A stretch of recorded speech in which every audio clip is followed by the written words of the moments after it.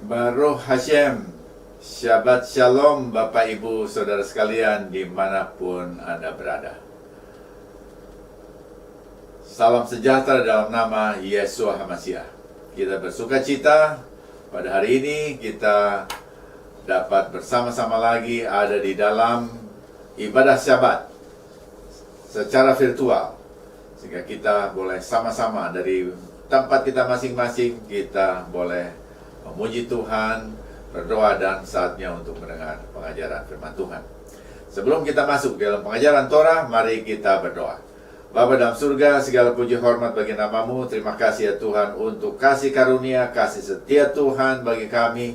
Selalu baru setiap hari ya Tuhan, dan hari ini pun kami merasakan hadirat Tuhan, pertolongan Tuhan, penyertaan Tuhan bagi kami. Terima kasih Bapa untuk segala sesuatu yang Tuhan sudah lakukan bagi kami hingga pada saat ini. Dan kami saat ini bersyukur kembali untuk hari Syabat yang Tuhan berikan, supaya kami, setelah kami memuji nama Tuhan, kami berdoa, tiba saatnya kami mendengar pengajaran firman Tuhan.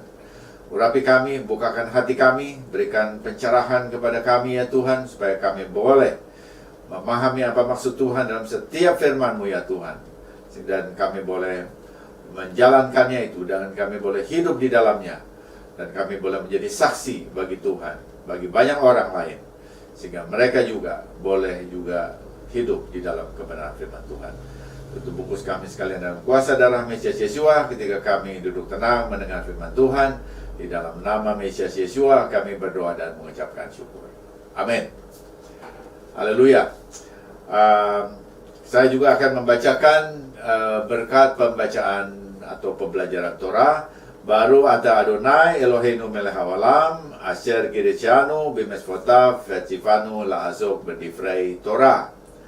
Diberkatilah engkau junjungan Tuhan kami, Raja semesta alam, yang memerintahkan kami untuk mempelajari kata-kata Torah. Hari ini kita akan sama-sama melihat ya para sakitisa ya. Sebelumnya seperti biasanya, mari kita mengucapkan ikrar persekutuan kita. Walaupun kita ada secara virtual, tapi biar ini menjadi sesuatu yang selalu kita ingat, bahwa kita selalu bersekutu dengan Yeshua HaMashiach di dalam komunitas yang Tuhan berikan kepada kita. Dengan sukacita aku bersekutu dengan junjungan Yeshua HaMashiach, yang adalah jalan kebenaran dan kehidupan, sumber keselamatan kekal. Seperti carang yang tetap melekat pada pokok anggur, demikian aku tinggal dalam kasih-Nya dengan melakukan segala perintah-Nya. Aku ada seperti yang dikatakannya, aku ada. Aku akan jadi seperti yang dikatakannya, aku akan jadi. Kehidupan yang berbuah lebat bagi kemuliaan-Nya. Firman Tuhan itu pelita bagiku dan terang bagi jalanku. Ia tidak akan kembali dengan sia-sia, ia akan berhasil dalam perintah-Nya. Langit dan bumi akan lenyap, tetapi janji Tuhan kekal selamanya. Haleluya, amin. Baik, Bapak Ibu, kita sama-sama akan melihat parasa kitisa. Artinya saat kau menghitung, dari Keluaran 30 ayat 11 sampai 34 ayat 35. Jadi ini satu parasat yang cukup panjang. Saya memberi judul untuk khotbah pada pagi ini adalah Tuhan menegakkan kepala umatnya. Tuhan tidak ingin umatnya itu terkulai, layu, dan kalah. Tidak. Tuhan ingin umatnya mempunyai kepala yang tegak, sikapnya tegak di hadapan Dia. Karena memang sesungguhnya kita adalah anak-anak Tuhan yang Maha Kuasa, pencipta langit dan bumi. Kita adalah umatnya, dan karena itu kita harus mencerminkan Tuhan yang kita sembah. Ya, kita akan lihat parasa ini dalam bagian-bagian seperti biasanya. Dan yang pertama adalah perhitungan umat dan persembahan setengah sikal perak. Kita membaca Keluaran 30 ayat 11 dan 12. Tadi sudah dibaca oleh saudara Jerry Himawan. Dan kita akan baca lagi untuk memberikan fokus kepada kita. Keluaran 30 ayat 11 dan 12. Tuhan berfirman kepada Mose, apabila engkau menghitung jumlah orang Israel, dalam bahasa Ibrani bagian itu adalah Kitisa etros benei Yisrael pekudei Hem. Pada waktu mereka didaftarkan, maka haruslah mereka masing-masing mempersembahkan kepada Tuhan uang pendamaian karena nyawanya pada waktu orang mendaftarkan mereka, supaya jangan ada tulah di antara mereka pada waktu pendaftaran itu. Saudara, setelah keluar dari Mesir, inilah saatnya Israel pertama kali dihitung jumlahnya. Dalam Torah tercatat perhitungan jumlah bangsa Israel itu dilakukan sebanyak 4 kali. Itu di dalam Torah saja, tercatat demikian. 1 kali di dalam kitab Keluaran yang bagian ini, yaitu Kitisa, dan 3 kali dalam kitab Bilangan yang nanti akan kita lihat satu persatu bersama dengan Parasa. Lalu pertanyaannya, mengapa berkali-kali? Bani Israel atau Benei Yisrael dalam bahasa Ibrani adalah budak selama ratusan tahun di Mesir. Budak umumnya tidak memiliki nilai atau nilai pribadi yang nyata. Selalu diatur oleh tuannya yang adalah yang memaksa dia untuk bekerja. Apapun itu diatur oleh orang lain. Jadi mereka tidak punya nilai pribadi. Nah, perhitungan penduduk atau kita sebut biasanya dengan sensus, ini menegaskan bahwa setiap orang yang dihitung itu berharga. Seseorang yang diperhitungkan berarti orang itu dihargai. Dan ini membantu untuk menyembuhkan dan memperbaiki mereka yang secara spiritual dan emosional itu sudah ada ratusan tahun di bawah tekanan. Jadi ini mengkomunikasikan nilai dan signifikansi mereka, bahwa mereka itu berharga, mereka penting di hadapan Tuhan, di hadapan sesamanya juga. Karena saudara, kalau kita melihat bagaimana ini bahwa proses menghitung itu ada satu penghargaan, saudara sering akan memperhitungkan sesuatu yang saudara hargai. Nah, kalau saudara menghargai uang, maka saudara akan menghitung uang saudara. Itu satu contoh bahwa saudara sering menghitung uang, itu menunjukkan bahwa uang itu berharga bagi saudara. Nah, di sini Tuhan memerintahkan berkali-kali untuk menghitung Israel. Itu artinya Israel penting bagi Adonai. Setiap pribadi Israel diperhitungkan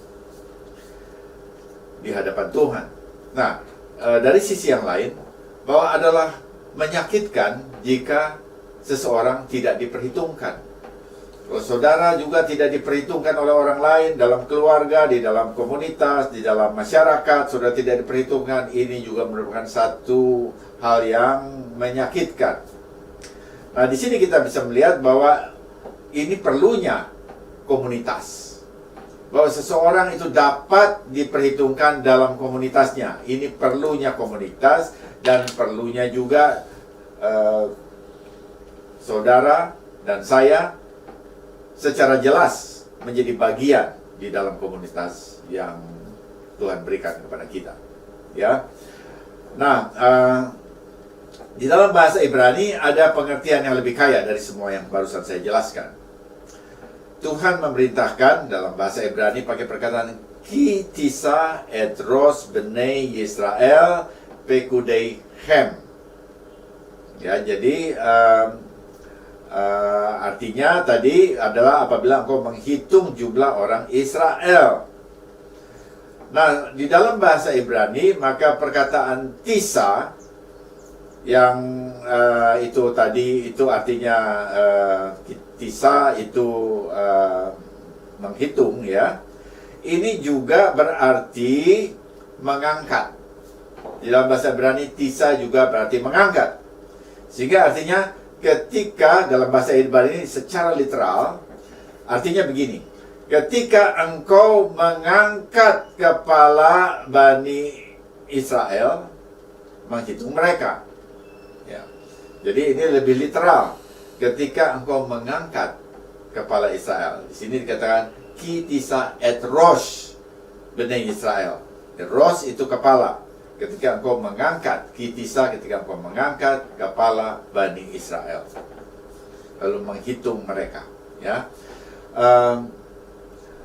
Ini menunjukkan bahwa perhitungan ini dilakukan dengan mengangkat kepala Bani Israel. Mengapa demikian kalimatnya? Selama ini Israel ada di bawah perbudakan. Kepala laki-laki Israel di bawah perbudakan itu tertunduk, terkulai, karena beratnya perbudakan di Mesir. Melalui perhitungan umat Tuhan ini, Tuhan ingin umatnya berdiri dengan kepala yang tegak. Tuhan ingin membawa bangsa Israel, Bani Israel keluar dari Mesir dengan berdiri tegak, dengan kepala yang terangkat tinggi. Mereka bukan budak lagi. Mereka adalah putra-putra, mereka adalah putri-putri dari Tuhan. Karena Tuhan mengatakan bahwa Israel adalah anakku yang sulung. Seluruh bangsa Israel disebut anak Adonai Elohim yang sulung. Itu menunjukkan bahwa hubungan mereka dengan Bapa, dengan Adonai Elohim itu sebagai hubungan anak dengan Bapa. Ya, ini datang dari Israel, ini datang dari Alkitab, dari Torah. Kita saudara bangsa-bangsa, kita juga disebut anak-anak Tuhan. Kita tahu bahwa itu bukan hanya dari Injil, Injil dari Torah. Jadi Torah adalah fundamental. Nah, kalau ada umat lain yang tidak bisa melihat arti itu urusan mereka. Tetapi kitab suci mengatakan bahwa kita adalah anak-anak Tuhan. Tidak berarti bahwa Tuhannya harus kawin dulu, ada Tuhan perempuan atau apa begitu. Bukan itu artinya. Artinya hubungan. Ini artinya pemahaman kita, pemahaman seseorang terhadap arti hubungan dalam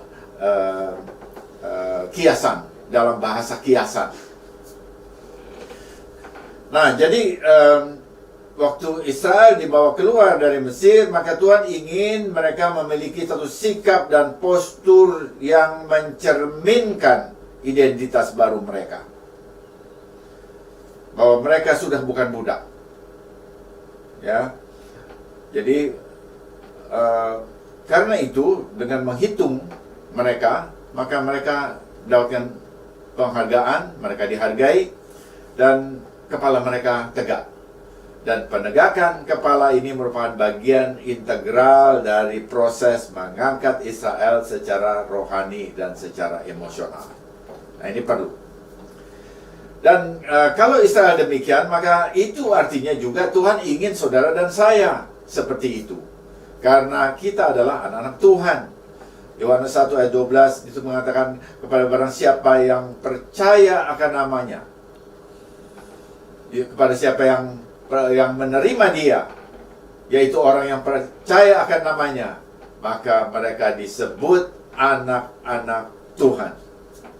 Dan itu jelas, itu merupakan kelanjutan, kesinambungan dari Torah. Keluaran 4 ayat 22 itu mengatakan bahwa Israel adalah anakku yang sulung. Jadi ini kesinambungan dari Torah, dan bukan hanya Israel, sekarang diluaskan kepada bangsa-bangsa. Jadi Tuhan ingin semua anak-anaknya hidup dengan kepala yang tegak. Dia bangga dengan anak-anak yang sudah dibebaskan. Saudara dan saya dibebaskan dari dosa, dari hukuman dosa. Tapi juga ia ingin saudara dan saya bangga menjadi anak-anak Tuhan melalui Yeshua HaMashiach. Saudara, kita waktu percaya pada Yeshua HaMashiach, kita diangkat, bukan terkucil. Saudara merasa ada orang-orang yang menerima Yeshua HaMashiach akan dikucilkan oleh dunia, ya. Ya, itu bisa terjadi, tetapi kita diterima oleh Raja di atas segala raja. Kita diterima. Jadi ini sesuatu yang penting kita tahu bahwa kita, kalaupun kita di negeri ini adalah minoritas, maka kita tidak punya kompleksitas jadi minoritas. Karena kita adalah anak-anak Tuhan, Raja yang Maha Tinggi. Dan ketika Yesua diangkat di atas bumi, atau diangkat, ditinggikan dari bumi, maka itu sama pengertiannya Tuhan mengangkat kepala umatnya. Ketika Yesua ditinggikan, maka kita pun di dalam Dia, kita juga diangkat ke atas.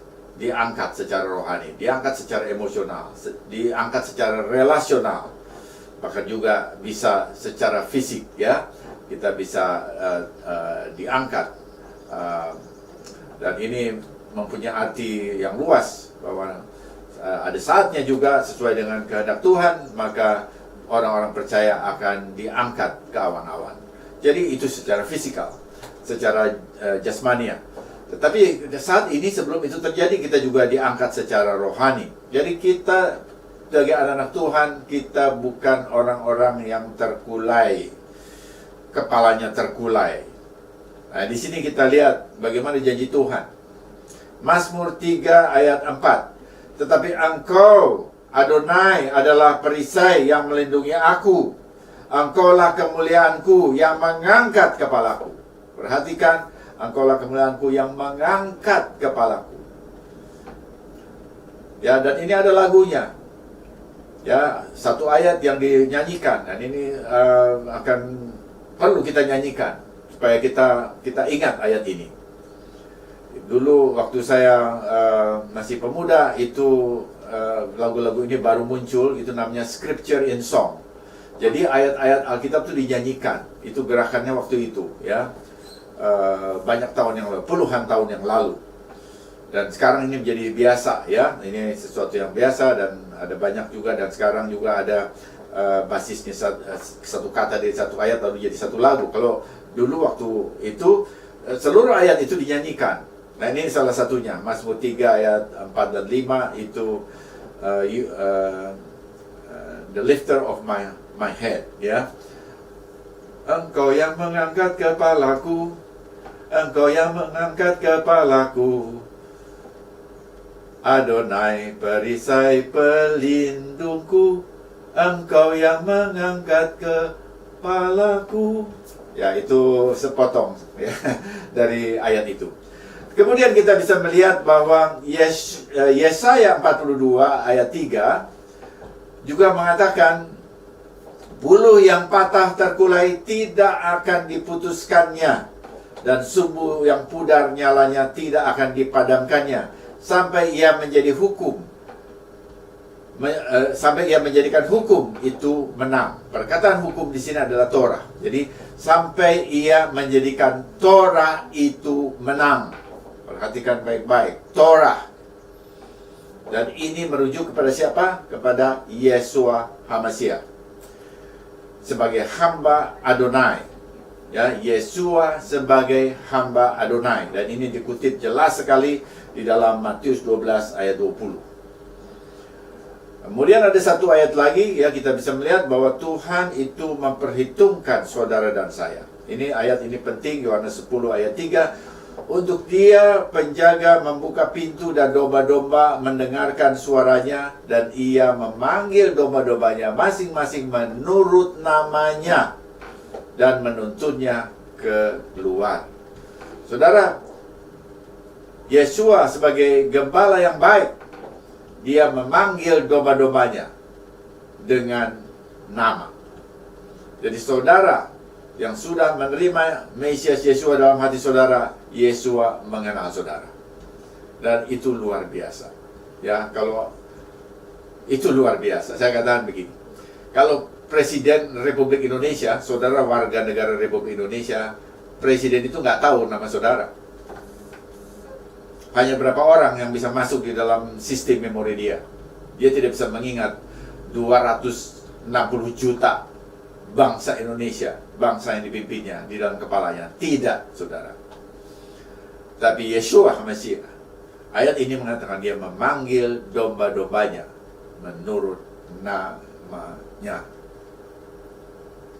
Sekarang saudara merasa saudara adalah domba-dombanya atau bukan? Jadi kalau saudara adalah domba-dombanya, saudara dengar firman-Nya, dengar ajarannya, ya terima dia di dalam hati saudara sebagai Tuhan dan Juru Selamat, maka dia akan mengingat nama saudara sesuai dengan janjinya. Nah, jadi berbahagialah orang yang dikenali dan dipanggil namanya oleh Mesias Yeshua yang datang dari Bapa. Dia datang dari Bapa. Dia adalah firman Elohim, firman Tuhan yang berasal dari Bapa. Dan kita lihat berikutnya, Keluaran 30 ayat 13. Apa yang lalu Tuhan perintahkan? Inilah yang harus dipersembahkan tiap-tiap orang yang akan masuk. Maksud saya, inilah yang harus dipersembahkan tiap-tiap orang yang akan termasuk orang-orang yang terdaftar itu. Setengah shekel, mahatsit hasekel, ditimbang menurut shekel kudus, besekel hakodes. Shekel ini 20 gerak beratnya. Setengah shekel, mahatsit hasekel, itulah persembahan khusus terumah kepada Adonai. Ayat 14, setiap orang akan termasuk orang-orang terdaftar itu, dan yang berumur 20 tahun ke atas haruslah mempersembahkan persembahan khusus terumah itu kepada Tuhan. Ayat 15, orang kaya janganlah mempersembahkan lebih, dan orang miskin janganlah mempersembahkan kurang dari setengah shekel, mahatsit hasekel, pada waktu dipersembahkan persembahan khusus terumat itu kepada Tuhan, untuk mengadakan pendamaian, kaper, bagi nyawa kamu sekalian. Pertanyaannya, setelah kita membaca ini, apa yang disebut dengan shekel kudus, besekel hakodes? Shekel itu dari logam, itu dibuat dari perak murni. Dan karena segala yang diperintahkan Tuhan itu kudus, jadi peraknya murni, dan apa yang diperintahkan Tuhan itu kudus. Itu mengapa disebut shekel kudus, sikal kudus, ya. Kata kudus juga dilekatkan kepada beberapa hal. Ini kita bahas sedikit ya, untuk melihat bagaimana kata ini dipakai dalam beberapa keadaan. Torah itu kudus. Torah kudus karena apa? Pengajaran dari Tuhan itu kudus. Torah itu artinya pengajaran, bukan artinya hukum, tetapi pengajaran. Walaupun di dalamnya juga bisa ada peraturan atau juga disebut hukum, bisa, tetapi artinya adalah pengajaran. Torah kudus karena pengajaran dari Tuhan itu kudus. Siapa yang mengatakan bahwa Torah itu kudus? Jelas bukan saya yang pertama. Yang pertama yang tercatat di dalam Brit Hadasah, Perjanjian Baru, mengatakan Torah itu kudus, itu adalah Rabi atau Rasul Rabi Shaul Paulus. Rasul Rabi Shaul Paulus. Di dalam Roma 7 ayat 12, jadi hukum Taurat adalah kudus, dan perintah itu juga adalah kudus, benar dan baik. Rasul Paulus itu rabi yang paham Torah. Jangan dipersepsikan sebagai pendeta Kristen, seperti banyak pendeta ya di abad 21 ini. Terlalu banyak pendeta, banyak sekali. Rasul Paulus itu bukan dari golongan para pendeta Kristen. Dia adalah rabi. Bahwa tulisannya itu dijadikan pedoman oleh pendeta-pendeta Kristen itu urusan lain. Tetapi dia bukan pendeta Kristen. Dia rabi. Ya, rabi abad pertama. Paulus tidak mengenal credo Nisea, pengakuan iman Nisea. Dia tidak tahu itu. Dia rabi. Dia pegang Torah. Cara berpikirnya siklis Ibrani. Kalau untuk memahami Paulus, maka orang pun harus berpikir siklis Ibrani. Kalau mau persis 100% bisa mendapatkan apa yang dia maksud. Cara berpikirnya harus sama, siklis Ibrani. Jadi orang yang membaca surat-surat Paulus dengan cara berpikir linear Yunani tidak akan memahami dia 100%. Apakah memahami sesuatu? Pasti ada memahami. Tetapi tidak dijamin 100%. Tidak akan tersambung secara utuh. Nah, sekarang kita lihat lagi ada istilah yang lain, yaitu bahasa kudus. Lashon Kodes atau lidah kudus, terjemahan literalnya adalah lidah kudus. Ini lawan dari Lashon Hara, lidah jahat.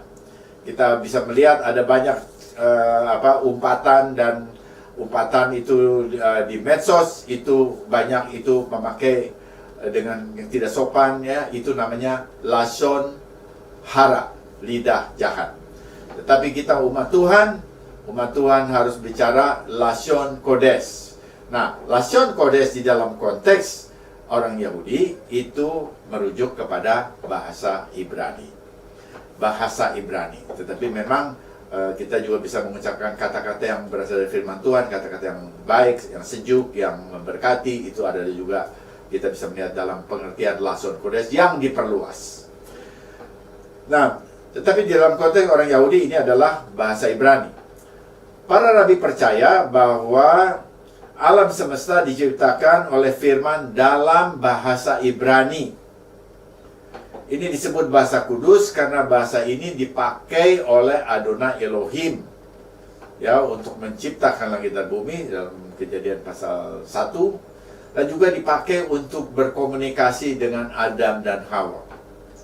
Jadi karena Tuhan bicara dalam bahasa Ibrani untuk menciptakan langit dan bumi, waktu dia menciptakan manusia pertama, dia juga berbicara dengan bahasa yang sama dengan Adam dan Hawa sebagai manusia pertama. Dia juga bicara kepada Abraham dan Mose dalam bahasa kudus, yaitu bahasa Ibrani. Dan juga kepada para nabi yang menulis kitab suci. Karena kitab suci itu umumnya ditulis dalam bahasa Ibrani, kecuali ada beberapa pasal di dalam kitab Daniel ditulis dalam bahasa Aramaik, karena waktu itu Daniel sudah dibuang ke Babilonia, ya. Jadi dia pakai bahasa Aramaik waktu itu. Nah, sekarang pertanyaan, apa bukti Adam dan Hawa berbicara dalam bahasa Ibrani? Ya, supaya ini tidak itu kan di khotbah. Coba buktikan yang lebih akademis gitu, ya. Ya, jadi lebih punya alur pikir. Perhatikan, Adam menyebut istrinya Hawa, artinya ibu yang hidup. Hawa itu ada satu parasa disebut Hayei Sarah. Itu kata Ibrani sama. Jadi ibu dari yang hidup. Anaknya Kain itu pertolongan. Habel itu nafas, breath. Semuanya punya arti dalam bahasa Ibrani. Adam memiliki istri dan dia menyebut istrinya itu Isya, karena ia diambil dari Is, laki-laki. Laki-laki itu Is, perempuan itu Isya. Jadi ada rhyme-nya, ya. Dan ini hanya terjadi dalam bahasa Ibrani dan bukan ada di bahasa lain, termasuk Aramaik. Bukan.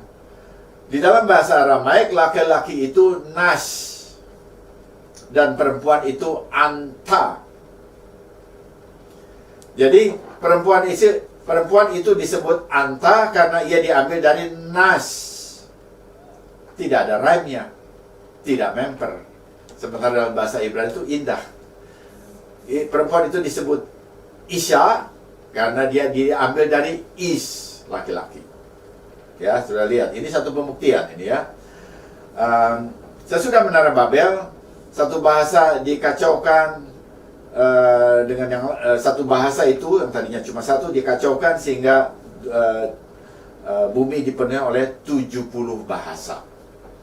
Tuhan mengacaukan itu sehingga mulai dari satu pecah jadi 70. Dari mana kita tahu? Kejadian 11 ayat 7. Sudah baca di sana. Lalu daftar bahasa di bumi dicatat di dalam Kejadian 10. Itu ada daftarnya 70 bangsa, dan itu masing-masing dengan bahasanya sendiri. dalam Kejadian 10. Nah, di sana kalau diperhatikan di sana itu ada nama Efer, Ayin Betres, ya, Efer, yang akar katanya itu sama dengan Ifri, dan Ifri itu bahasa Ibrani. Jadi Efer itu dia bicara Ibrani, itu bahasa Ibrani, dia mewakili bahasa Ibrani. Nah, sekarang kalau kita tanya, apakah di sana di dalam 70 bahasa yang pertama di bumi ini itu ada bahasa Arab? Perhatikan, baca baik-baik. Kalau baca Torah itu dengan dipikir, bukan cuma baca asal baca lalu tidak lihat gitu artinya apa, ya. Tidak ada di sana. Arab tidak ada di dalam 70 bahasa itu. Karena itu bahasa Arab tidak ada di zaman itu. Tidak ada di sana juga. Jadi bahasa Arab merupakan bahasa yang relatif muda bila dibandingkan dengan bahasa Aramaik, Mesir, Kanaan, dan Ibrani. Bahasa Arab itu anak-anaknya gitu ya, bukan induknya. Di zaman Abraham, apakah sudah ada bahasa Arab? Di zaman Abraham belum ada bahasa Arab. Hagar, ibunya Ismail, orang Mesir. Karena itu dia bukan berbahasa Arab. Karena ayah dan ibunya bukan berbahasa Arab, maka kalau begitu Ismail juga tidak akan berbahasa Arab. Ya. Nah, Abraham pernah ke Mesir, tetapi tidak pernah ke Arab. Kita bisa melihat seluruh perjalanan Abraham yang paling lengkap itu dicatat di dalam Torah.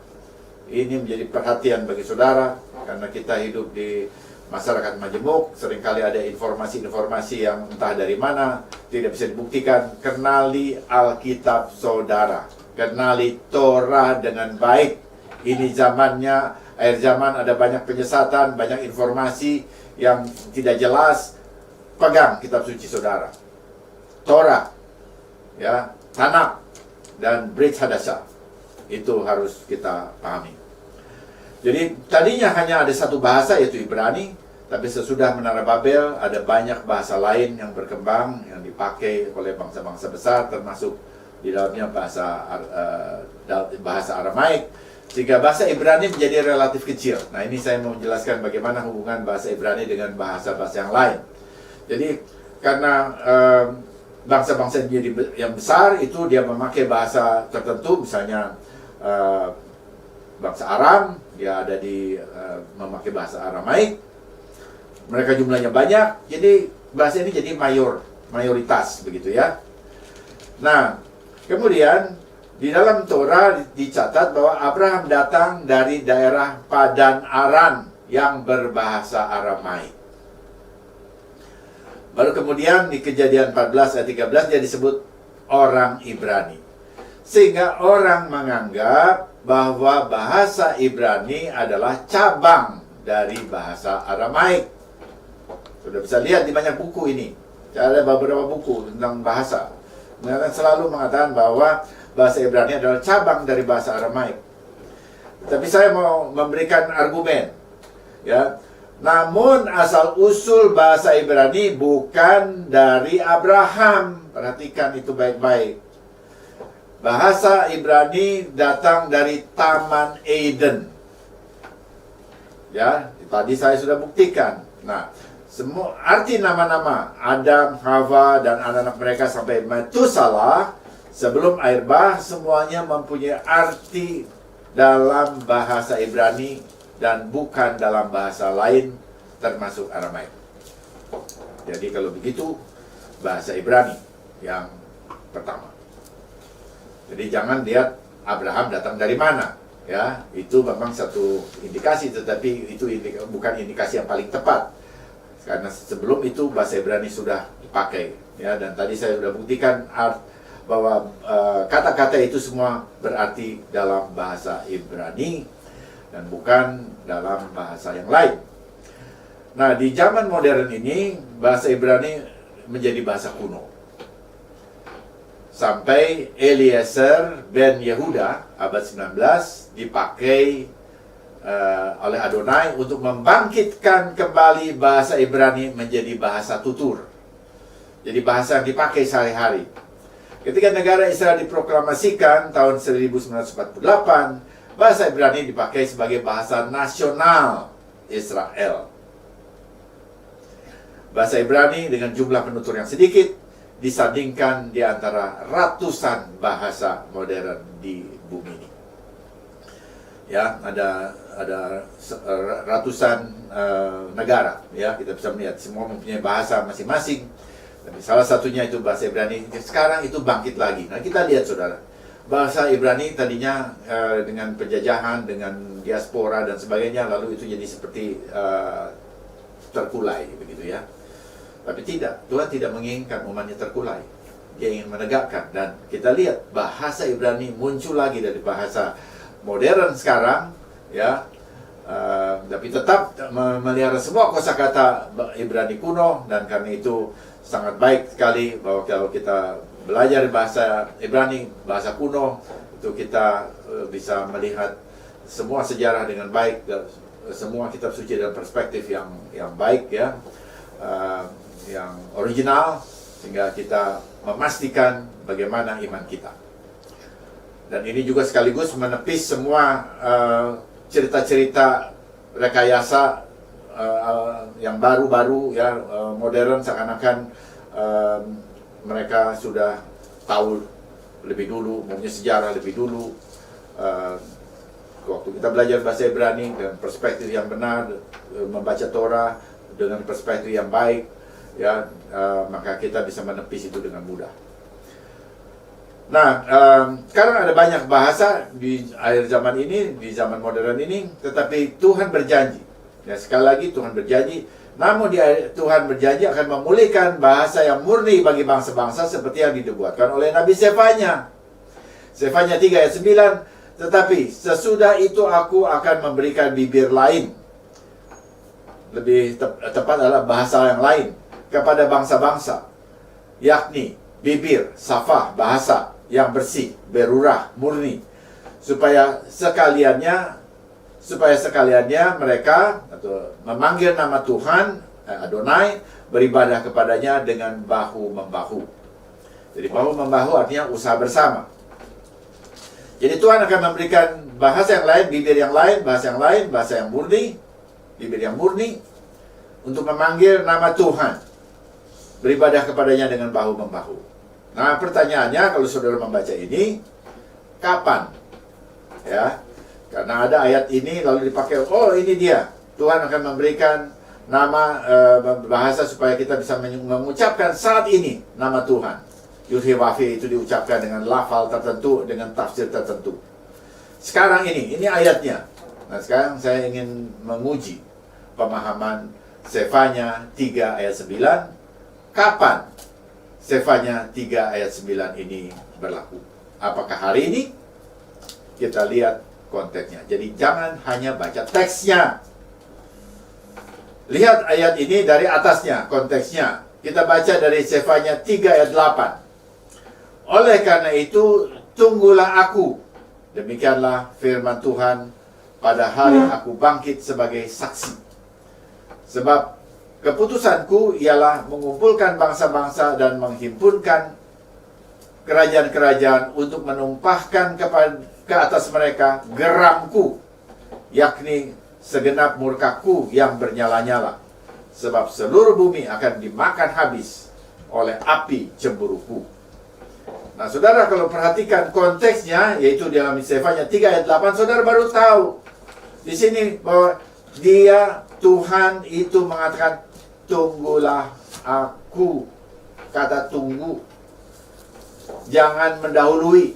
Saya perhatikan itu, jangan mendahului. Tunggu, kata Tuhan. Tanda-tanda yang dia sebutkan di dalam Sefanya 3 ayat 8 juga belum terjadi. Bangsa-bangsa belum dikumpulkan, belum dihimpun, dan kemudian Tuhan mencurahkan geramnya atas mereka. Belum terjadi ini. Dan bahkan seluruh bumi akan dimakan habis oleh api cemburuku, kata Tuhan. Belum. Barangkali kita lihat COVID itu seluruh dunia kan, itu sedikit.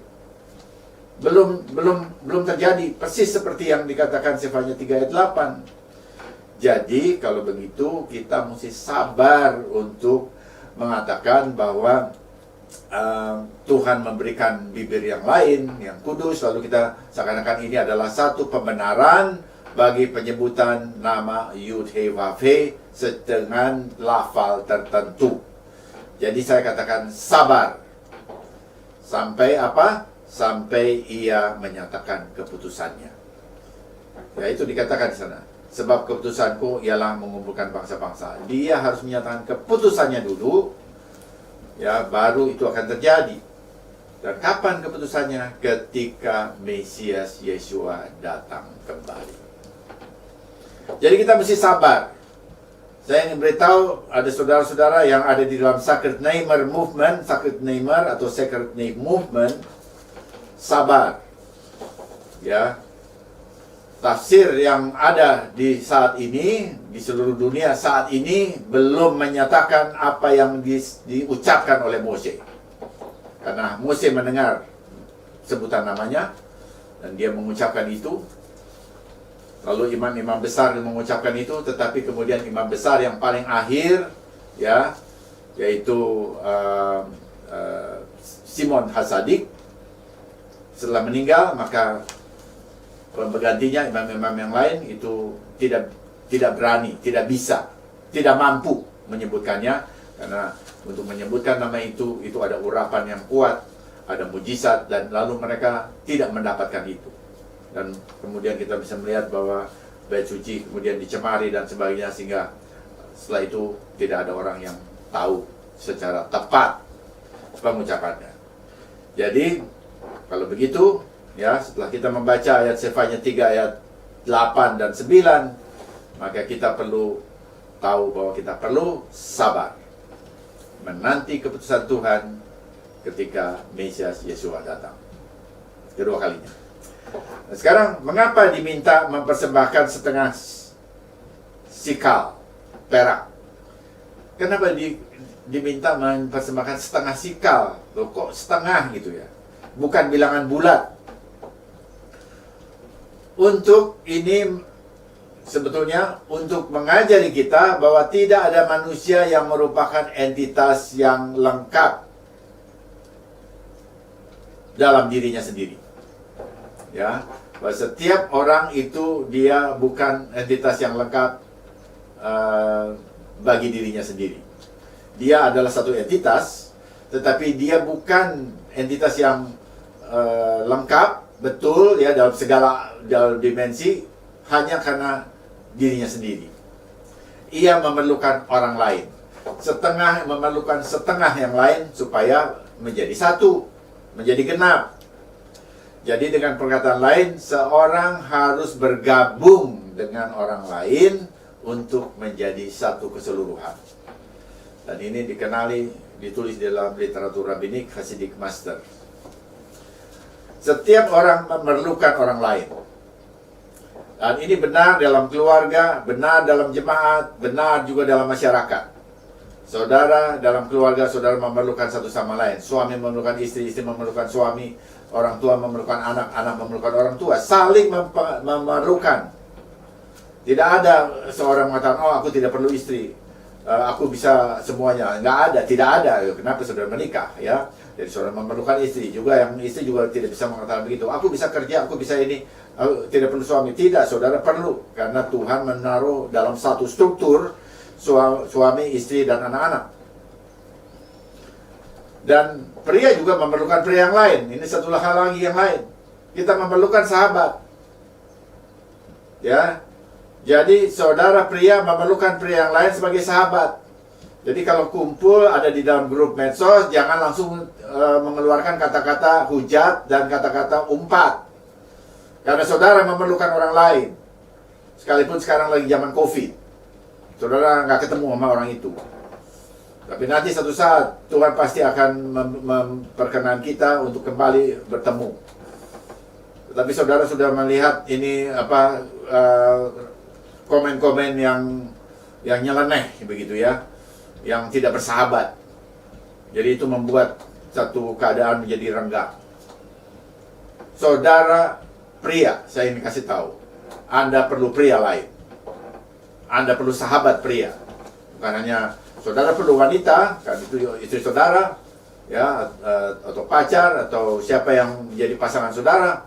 Tetapi saudara memerlukan pria lain, ya. Saudara pria memerlukan pria sebagai sahabat. Demikian juga dengan wanita. Wanita juga memerlukan wanita lain sebagai sahabat. Kita perlu teman.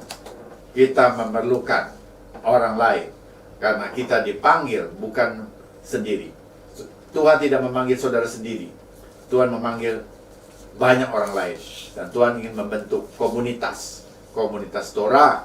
Komunitas yang menjunjung pengajaran Tuhan. Komunitas yang saling mengasihi seperti yang diajarkan oleh Yesus HaMashiach. Nah, kemudian kita lihat di ayat 30 ayat 15, Keluaran 30 ayat 15, orang kaya tidak akan memberi lebih banyak, orang miskin tidak akan memberi lebih sedikit. Nah, kita lihat di sini orang itu berbeda satu sama lain dalam hal kecerdasan, karakter, bakat, ya, juga di dalam kuantitas sumber daya material yang mereka punya, warna atau gaya hidupnya itu berbeda-beda. Setiap orang mempunyai perbedaan unik. Itu satu, ya. Jadi di satu sisi kita memang berbeda satu sama lain. Tapi di sisi yang lain kita juga mempunyai derajat yang sama. Itu perhatikan. Jadi di satu kutub saudara kita berbeda satu sama lain. Ada yang lebih tinggi, ada yang lebih bawah. Dalam hal misalnya tadi, dalam hal kecerdasan, karakter, bakat, materi, pendidikan. Oke, itu satu sisi. Tetapi ada di sisi yang lain, kita juga adalah sederajat di hadapan Tuhan. Siapapun dia, sederajat dalam hubungan kita dengan Tuhan. Yang kaya tidak jadi lebih hebat di depan Tuhan. Yang miskin tidak lebih kurang daripada Tuhan. Sama semuanya, sederajat di hadapan Tuhan. Kita ditebus dengan harga yang sama. Tidak yang kaya jadi ditebus dengan lebih mahal, yang miskin ditebus lebih murah. Tidak, kita ditebus dengan harga yang sama, dengan darah yang mulia dari anak domba Elohim, Yesus HaMashiach. Jadi sama. Nah, ini dua-duanya harus dipegang. Ya, dipegang, dan itulah yang disebut dengan cara berpikir siklis. Ada di antara itu. Dua-duanya dipegang, bahwa kita di satu pihak kita mengakui pada perbedaan, tapi di satu pihak yang lain kita mengakui bahwa kita sederajat. Dan itu adalah kita sederajat di hadapan Tuhan, dan kita juga bisa menghargai orang lain yang barangkali bisa lebih tinggi dari kita, juga bisa lebih rendah dari kita. Menghargai. Ini cara berpikir yang toleran.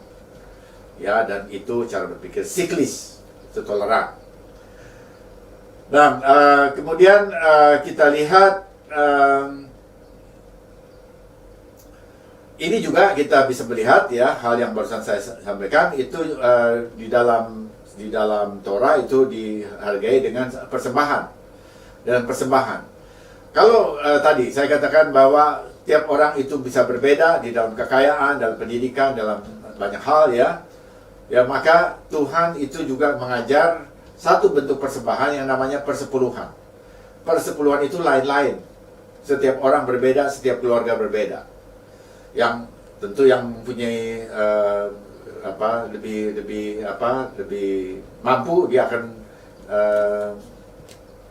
memberi lebih banyak. Yang kurang akan memberi lebih sedikit. Ya, seperti itu.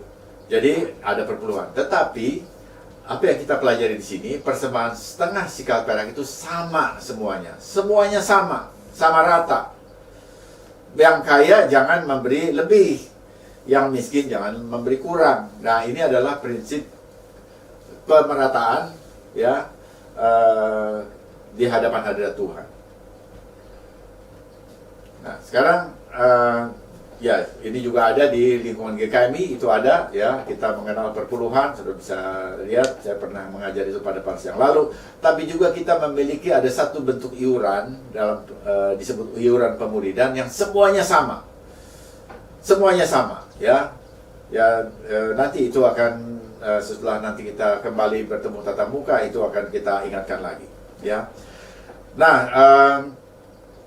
sekarang pertanyaannya, setelah tadi setengah sikal perak itu, kenapa setengah sikal? Bahwa itu kita memerlukan orang lain. Tetapi setiap kali kita melihat sesuatu di dalam Torah, itu tidak satu jawabannya. Jadi saya juga ingin menunjukkan bahwa cara berpikirnya, kalau Torah mengatakan sesuatu, itu tidak berarti cuma satu jawabannya. Jadi jangan saudara merasa bahwa apa yang saudara pikir itu yang paling benar, orang lain nggak bisa berpikir yang lebih baik, atau memikir yang hal itu dari sisi lain. Untuk apa uang setengah shekel perak itu? Di sini kalau kita lihat di dalam Keluaran 30 ayat 15 itu dikatakan untuk mengadakan pendamaian kaper bagi nyawamu sekalian. Nah, di sini artinya tadi kita lihat jelas sekali ini tertulis ya di dalam Torah bahwa ini untuk mengadakan pendamaian, kaper, kapara, dari kapara itu dari sini bagi nyawa kalian. Pertanyaannya lagi, khususnya ini bagi Kristen bangsa-bangsa ya yang sudah mengenal pendamaian dengan Tuhan, atonement, dibenarkan, wah itu harus dengan korban Yesua. Ya itu benar sekali. Tapi waktu saudara baca Torah seperti ini, loh kenapa? Aneh banget ini Torah, ya. Nah sekarang pertanyaannya, kita sedang bahas Torah, saya ingin bertanya dari konteks Torah sendiri. Untuk mengadakan pendamaian bagi nyawa kamu sekalian, Keluaran 30 ayat 15 dengan uang setengah shekel. Apa artinya? Bagaimana bisa sekeping uang logam atau setengah, ya namanya itu sekeping uang logam tapi harga nilainya setengah, bisa menjadi pendamaian bagi jiwa seseorang di hadapan Tuhan? Bagaimana caranya? Membaca Alkitab abad 21 akan bingung dengan maksud kalimat ini. Nah sekarang bagaimana pemahamannya di lingkungan Yahudi? Nah, kita lihat bahwa kita perlu melihat kitab Yahudi dari perspektif Yahudi, dari perspektif Israel. Nah untuk itulah makanya kita perlu membaca komentari rabbinik. Ya, saya beritahu ini. Jadi kalau ada orang-orang yang memang belum biasa dengan komentar rabbinik, saya beritahu bahwa itu perlu bagi kita supaya kita bisa melihat sudut pandangnya, perspektif dari mereka. Ya. Nah, Rabbi Bahya ben Asyer dari abad 13, dia tinggal di Saragossa, Spanyol, ya, untuk membedakan dengan yang lain. Dia hidup sesudah Rashi di abad 11, kemudian Maimonides di abad 12, dia di abad 13. Rabbi Bahya menjelaskan perintah ini terjadi sesudah penyembahan patung anak lembu emas. Nah, ini penting. Karena di dalam Torah tercatatnya tidak dengan sekuensi itu. Jadi Torah itu kita tahu ya, kita bisa lihat bahwa Torah tidak mencatat secara sekuensial. Torah mencatat secara blok logik. Pokoknya semua ada di sana. Kemudian dari pembahasan, dari kita baca teliti, baru kita tahu, oh urutannya begini. Nah, Rabbi Bahya ben Asyer ini menyatakan ini benar, bahwa ini terjadi ya, pemberian uang logam ini setengah sikal perak itu terjadi sesudah insiden anak lembu emas. Nah, jadi kalau kita tidak memahami urutannya, namanya konteks, ya, maka tafsir kita akan juga akan sulit karena konteksnya nggak persis, sehingga lalu kita mengatakan bagaimana ini kok bisa di dalam Israel itu ada pendamaian gara-gara dengan uang? Kalau begitu Torah itu nggak jelas begitu ya. Lalu karena itulah muncul anggapan-anggapan Torah itu lebih inferior terhadap Brit Hadasha. Nah karena tidak memahami konteksnya dengan jelas. Nah, tetapi apa yang dikatakan oleh Rabbi Ben Asyer itu jelas, benar ya, dan ini yang kita akan bahas. Sekarang saya akan membahas ini dengan urutan yang benar. Jadi kita lihat sesudah dosa penyembahan anak lembu emas, maka Israel perlu pendamaian. Bagaimana dia memerlukan pendamaian? Dia perlu kafarah sesudah dia bersalah. Kalau sebelum bersalah, sepertinya nggak perlu amat, tidak tidak perlu-perlu amat begitu ya. Tapi sesudah mereka bersalah, barulah mereka memerlukan pendamaian. Yaitu apa pendamaian? Di sini adalah kapara, itu disebut dengan tebusan ya. Ransom bahasa Inggrisnya, itu pemberian dari pihak yang salah kepada orang yang dia salahi ya, untuk berdamai. Jadi dalam hal ini adalah Israel yang salah, dia memberikan sesuatu untuk berdamai dengan Tuhan yang sudah disalahi oleh Israel. Ya, yang sudah dicederai oleh Israel. Nah, ransom juga atau kapara juga diberikan dari seseorang yang misalnya dia ditahan, lalu untuk dia dibebaskan dari tahanan harus ada sesuatu yang disebut ransom, bahasa Ibrani-nya kapara, Indonesianya disebut tebusan. Ya, tebusan. Ini tebusan bagi orang yang ditahan supaya dia bebas. Nah, itu artinya ya. Nah, tetapi sekarang siapa pelakunya? Nah, di dalam bahasa Indonesia memang ransom itu disebut tebusan, tetapi kemudian siapa pelakunya? Lalu pelakunya itu disebut dengan penebus dosa. Nah, waktu ini disebut dengan budaya Indonesia itu penebus dosa, ya, bahwa ini tebusannya adalah penebus dosa, begitu, maka ini tidak cocok secara alkitabiah. Karena di dalam Alkitab, di lingkungan orang Ibrani tidak ada yang namanya penebus dosa.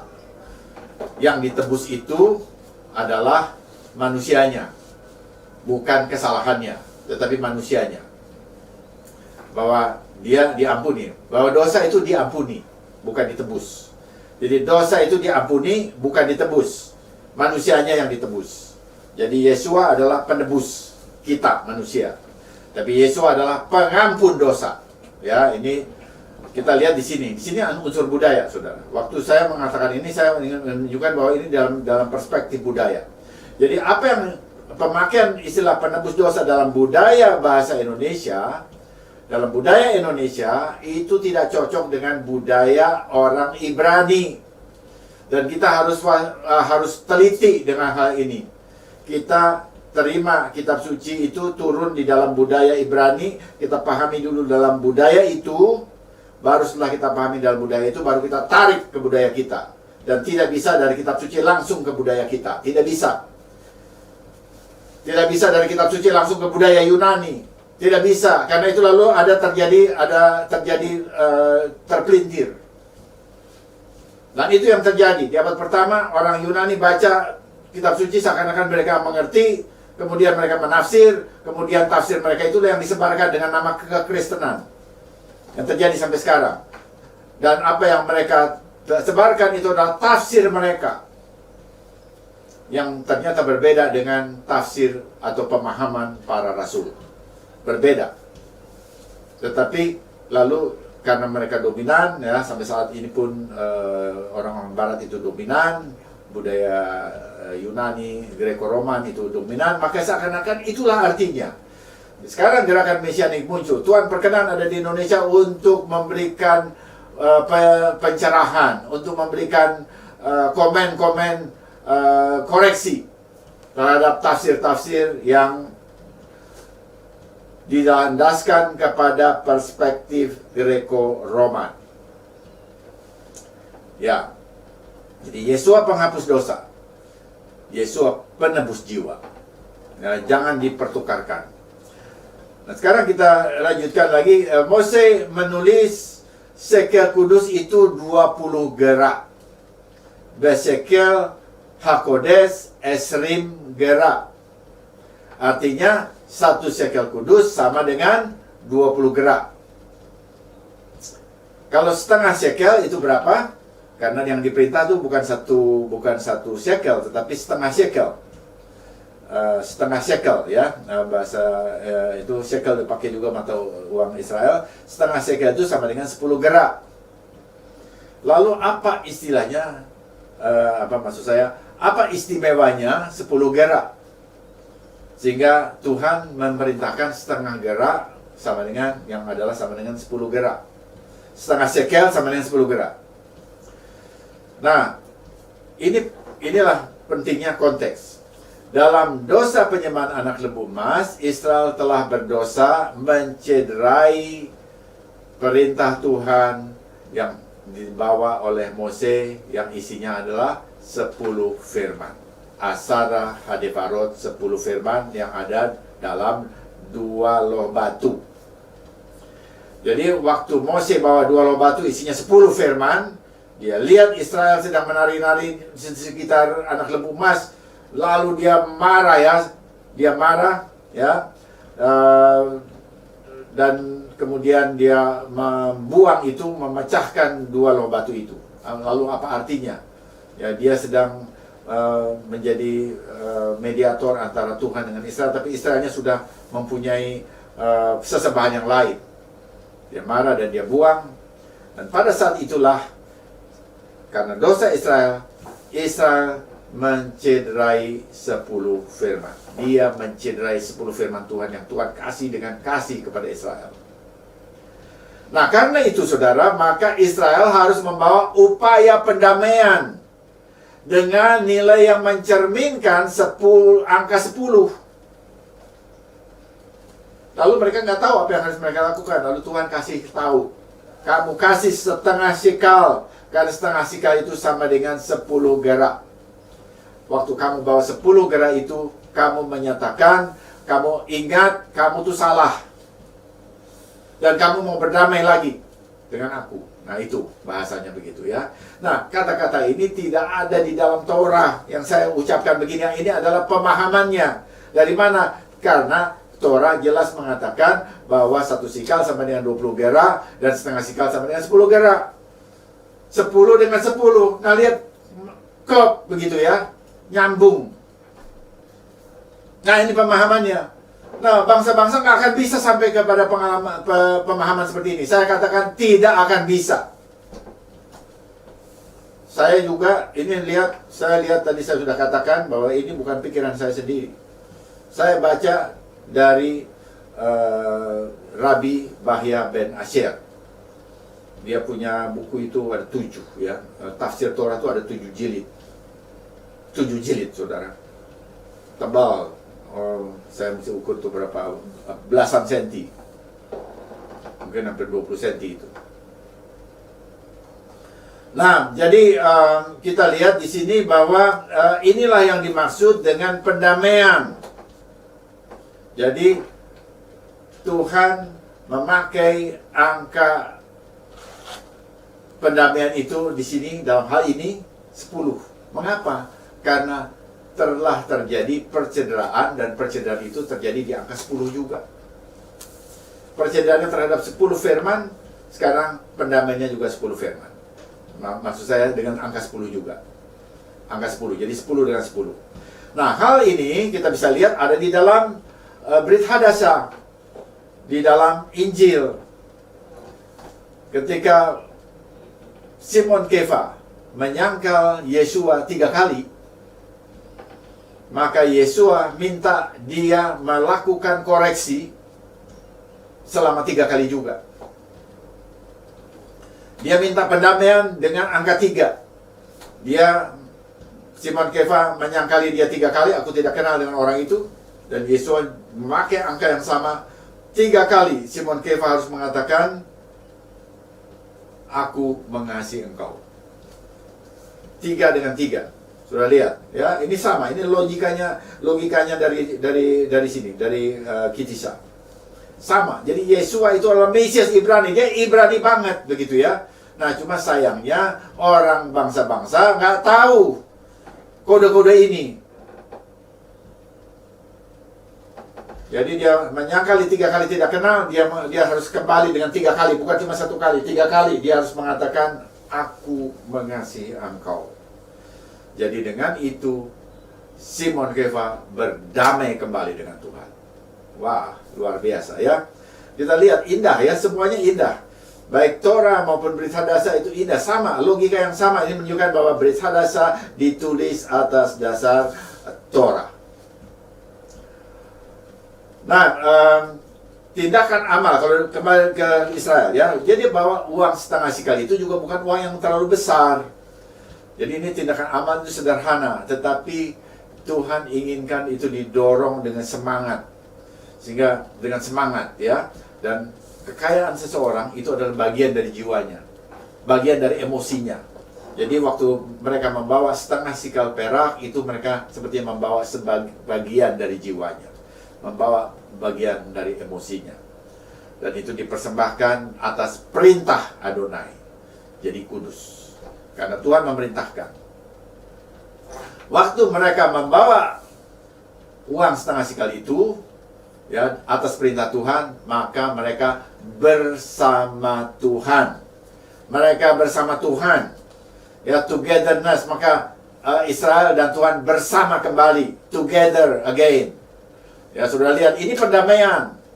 Sekali lagi kita lihat bahwa kata perintah saf itu perintah, ya, tetapi juga saf juga mempunyai dari akar katanya, salah satu akar katanya itu artinya juga togetherness, kebersamaan. Waktu seorang melakukan perintah Tuhan, dia bersama Tuhan, dia ada bersama Tuhan. Untuk apa Israel berdamai? Supaya Shekinah glory, hadirat kemuliaan Tuhan yang dinyatakan, hadirat Tuhan ada di atas bumi, di tengah Israel.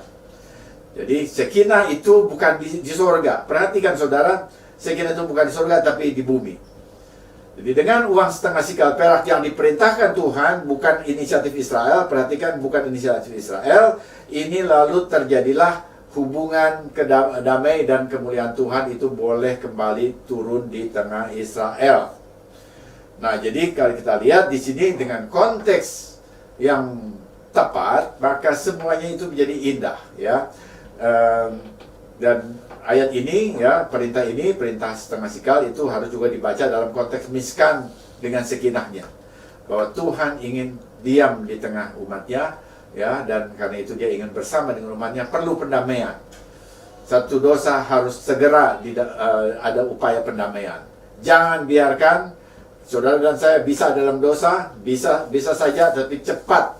Sesuai dengan ini apa yang kita baca dalam Kisah ini, Tuhan ingin kita cepat berdamai kembali dengan Dia dengan melakukan apa yang diperintahkannya.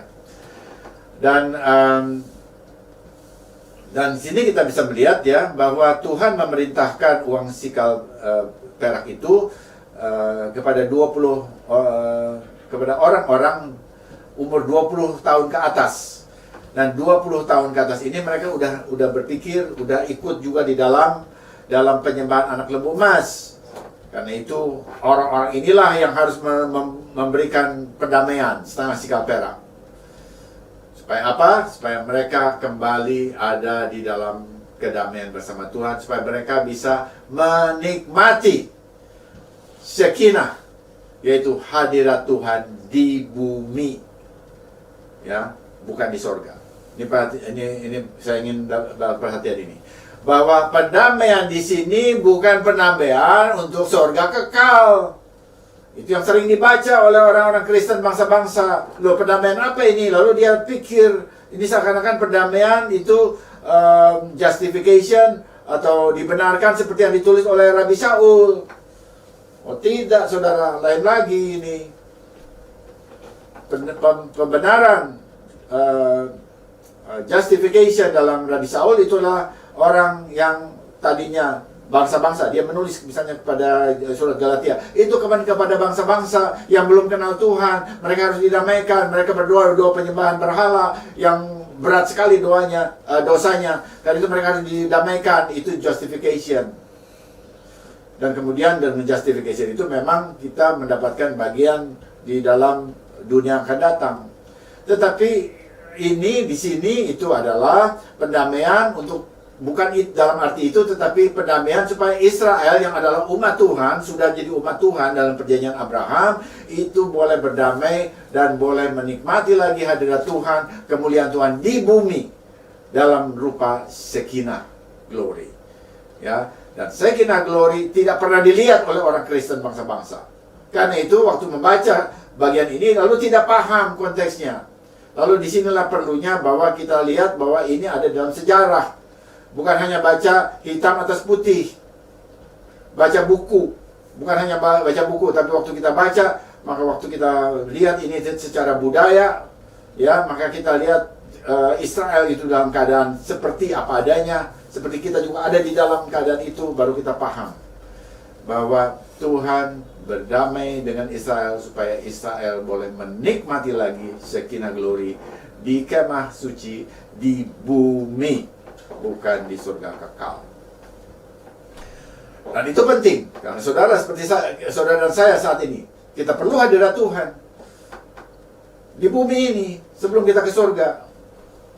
Dan itu memberkati kita, itu memberikan kekuatan kepada kita, memberikan harga, nilai kepada kita yang diperlukan. Ya, saya maaf, ini kita sudah waktu ya, waktunya saya menyiapkan ada banyak hal, tapi waktunya memang tidak bisa. Saya akan barangkali saya akan ya. Coba kita lihat yang berikutnya, ya. 2 loh batu Asara Hadefarot. Kita lihat makna dari 2 loh batu. Ini perlu kita lihat dengan baik. Keluaran 31 ayat 18.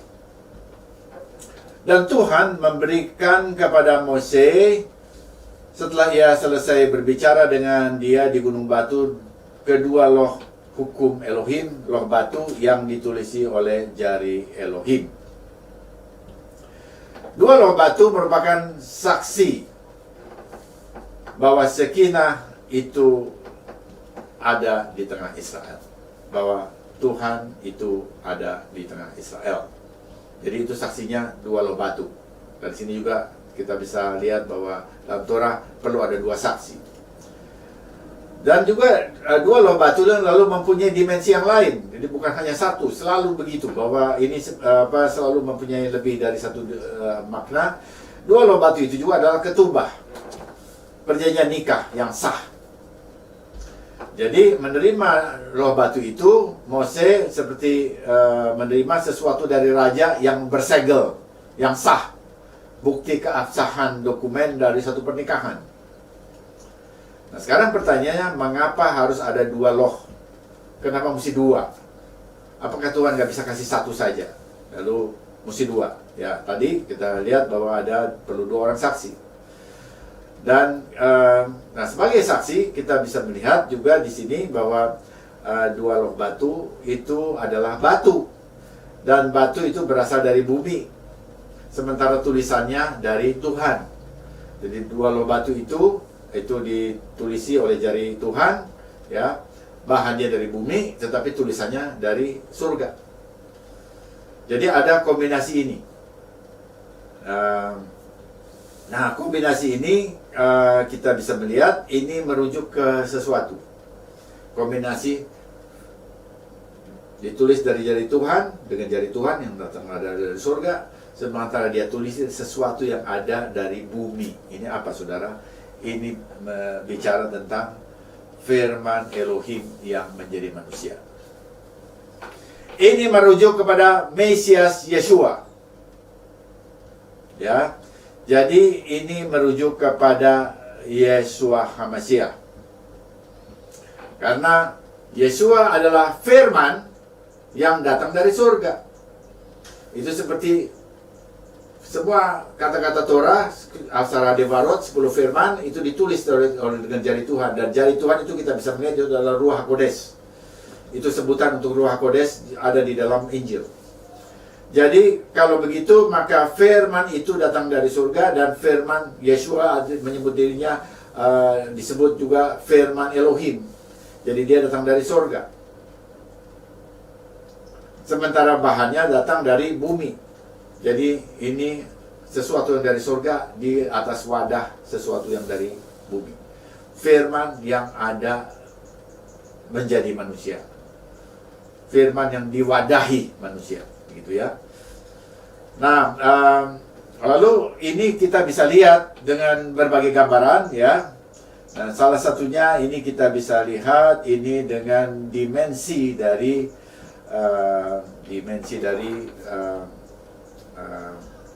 dua loh batu itu. Oke, sekarang kita lihat dulu dua batu itu ada bahannya, ada tulisannya. Sekarang kita lihat tulisannya lebih dulu. Dua loh batu itu ada tulisannya pakai huruf Ibrani semua. Bila loh batu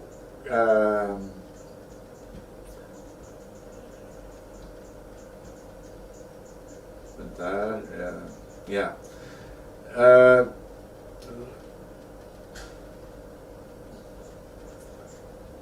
Loh batu yang pertama ya, loh batu yang pertama. Loh batu yang pertama itu di sana tertulis nama Tuhan. Ditulis nama Tuhan dan yaitu Adonai Elohim, Yud-Heh-Vav-He Elohim ya. Dan Yud-Heh-Vav-He itu jumlahnya itu kalau dicari nilai numeriknya itu jumlahnya 26.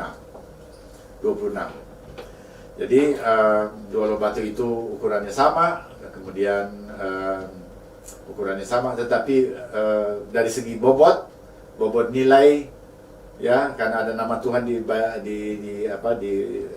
loh yang pertama itu dia seperti lebih berbobot begitu ya, karena ada nama Tuhan. Sementara di dalam ini yang kedua, batu yang kedua itu tidak ada nama Tuhan satupun. Adonai nggak ada, Elohim juga nggak ada.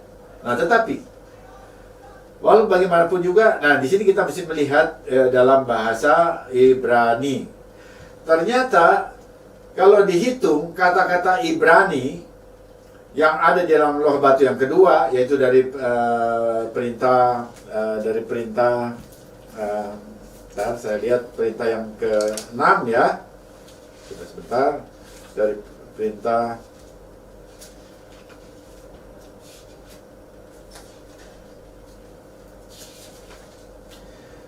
dalam 10 perintah itu mulai dari Lotirsa ya, itu kan 6 sampai 10 itu di Lotirsa ya. Lalu sudah kita lihat bahwa kita dalam bahasa Ibrani dan dalam bahasa Indonesia itu bisa dihitung, itu jumlahnya 26 kata. Jumlahnya 26 kata. Saya kemarin sudah menghitungnya ya, 26 kata. Nah, jadi kita lihat 26 itu adalah nilai gematria Yud-Heh-Vav-He. Sehingga nama atau rujukan kepada nama Yud-Heh-Vav-He juga ada di batu kedua. Di batu pertama jelas sekali ya, tercetak Yud-Heh-Vav-He, tapi di batu kedua tidak ada nama itu satupun dengan kasat mata, tetapi di dalam simbolisme dia ada. Nah, ya di satu ya. Jadi dari kata-katanya dia berasal dari Tuhan. Nah, sekarang kita bisa melihat dia dibentuk dari batunya dari bumi dengan satu ukuran. Ya, dengan ukuran ya, ukurannya berapa? Itu ukurannya ini kita lihat ini ukuran ini ada di dalam Talmud ya, dalam Talmud.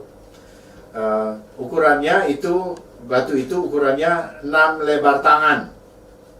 Ini juga ada di dalam Torah, itu ada istilah ini 6 lebar tangan kali panjangnya 6 lebar tangan, lebarnya 6 lebar tangan, dan tebalnya 3 lebar tangan.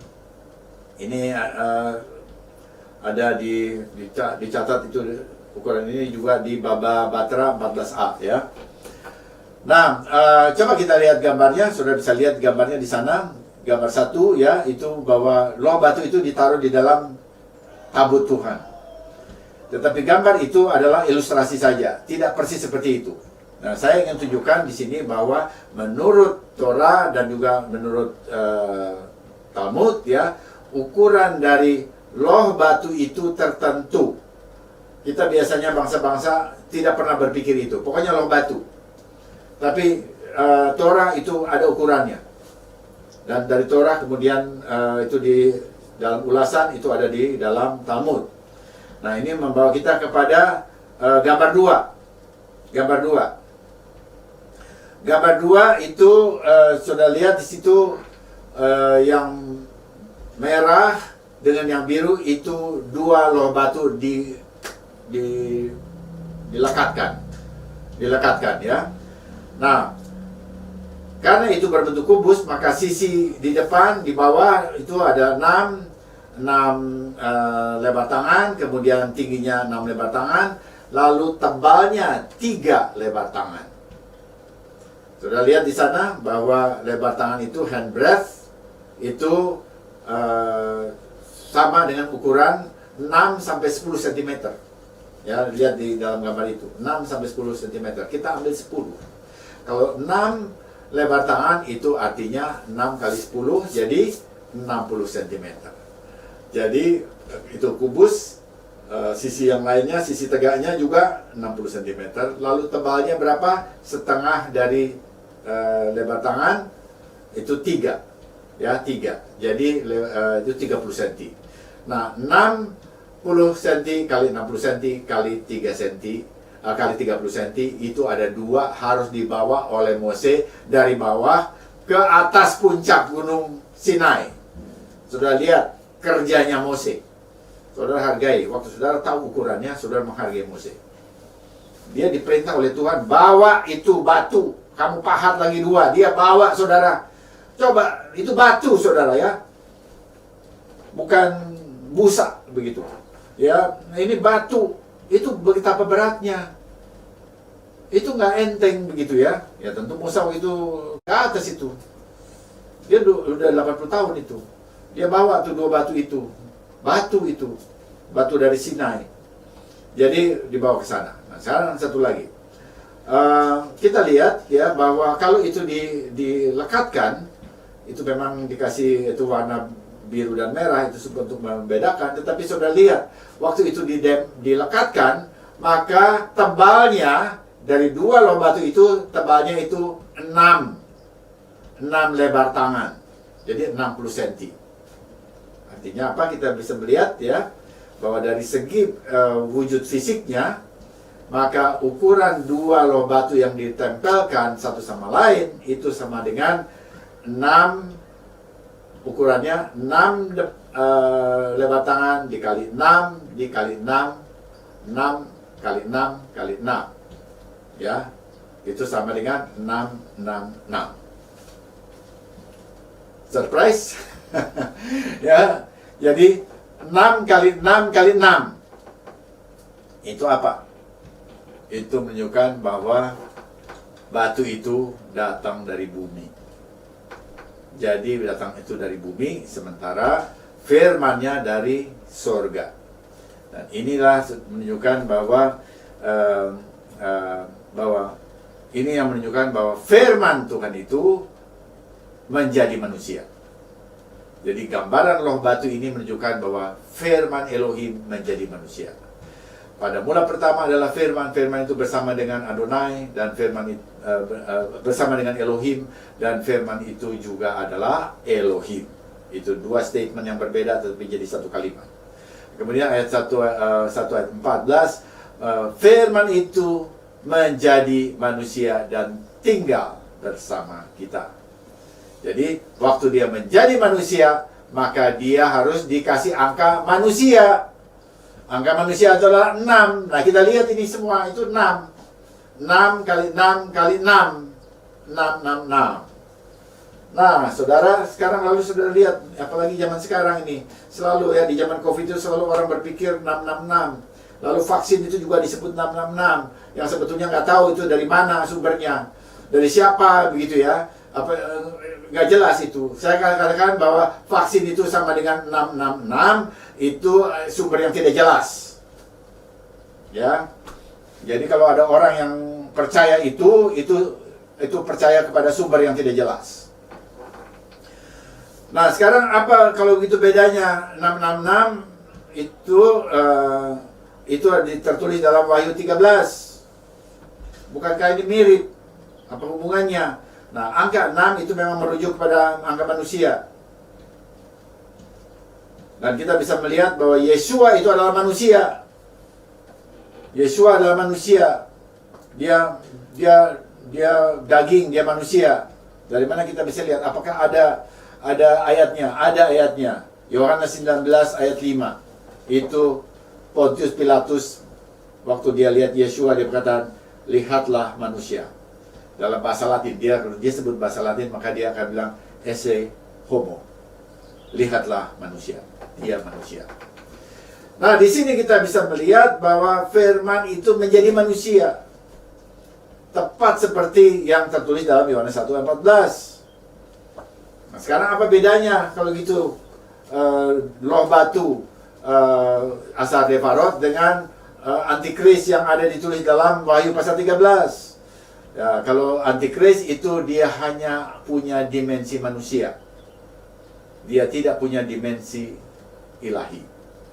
Dia bukan dari surga. Karena itu dia cuma 666.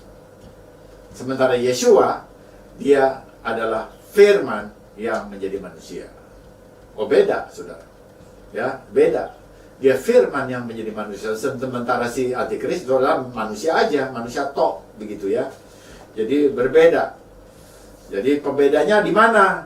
Pembedanya adalah dia adalah firman Tuhan. Yesua adalah firman Tuhan. Nah, ini penting sekali bagi umat Elohim abad akhir zaman, tahu bahwa Yesua adalah firman Tuhan.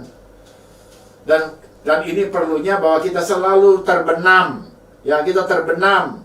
Biar kita terbenam di dalam firman Tuhan. Karena hanya orang yang terbenam di dalam firman Tuhan, dia yang bisa mengenali siapa antikris itu. Karena si antikris itu tidak punya firman. Dia hanya manusia.